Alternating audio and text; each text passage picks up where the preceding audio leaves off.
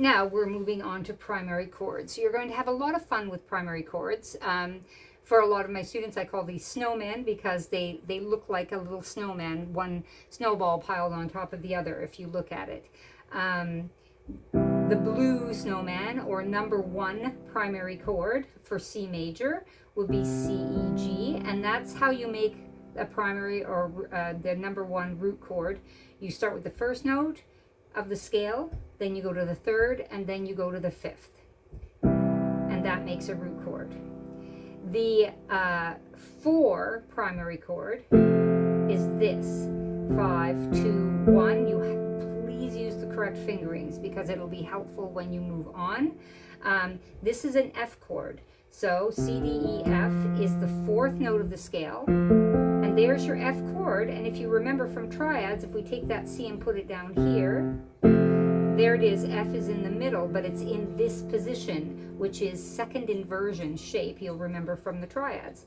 So that's the shape of a second inversion. And when a snowman is in, or a chord is in its root position, the name of the chord is the bottom note. When a chord is in the second inversion, the name of the chord is the middle note.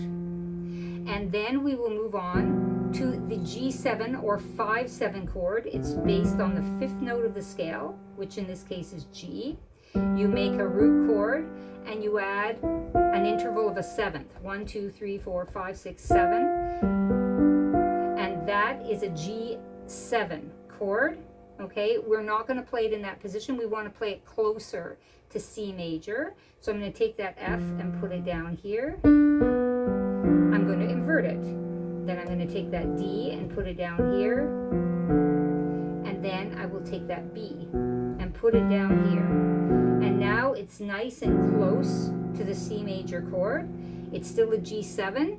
And for ease, we just take out the D. It doesn't change the sound very much. And that is a G7 chord. So when you are looking for a 7th chord, or a dominant 7th, or a 5/7 chord, it's always named by the top note.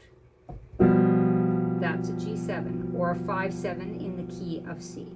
So the order for doing your primary chords, how the notes go with the scales, and you can have a lot of fun with this because you can write music and you can say, oh, well, this chord will probably go with this note a little bit better, because that's where they belong in the scales. So C goes with the C chord, with the root chord.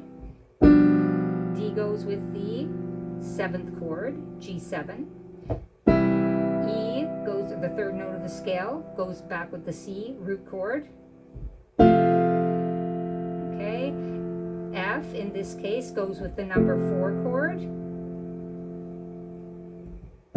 G goes back with the root chord.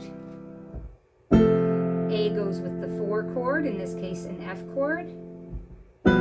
B goes with the G7 or 5/7 chord. And C goes back with the root chord.